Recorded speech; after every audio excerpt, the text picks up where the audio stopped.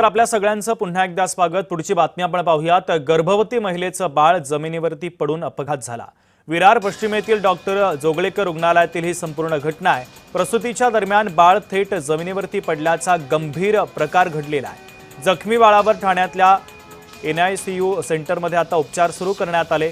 रुग्णालयातील डॉक्टर आणि नर्सेसवर निष्काळजीपणाचा आरोप करण्यात आलेला आहे। रुग्णालय प्रशासनाच्या विरोधात आता तीव्र संतापही व्यक्त केला जातोय। रात्रपासून पेन होत होतं। 6 वाजता बेबी बाहेर पण येत होता। मिस्टरांना सांगितलेलं बेबी बाहेर येतं बेबी बाहेर येते बोलत होती, तरी पण मला उभं केलं आणि बेबी खाली पडलं।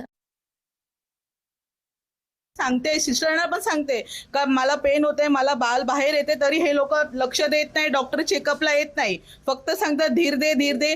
तिला जेव्हा डिलिव्हरीला आतमध्ये घेऊन जात आहे ती सांगते का बाळ एकदम खालती येते, तिला व्हीलचेअर नाही, स्ट्रेचर नाही, काही नाही। बाळ शेवटी दरवाजाखामध्ये पडलं आणि तिचे असे पाय बनतायत। तुम्ही बाळ खाली पडलं आणि तिचे असे पाय बनतायत का? म्हणजे हे नको अजून काय व्हायला।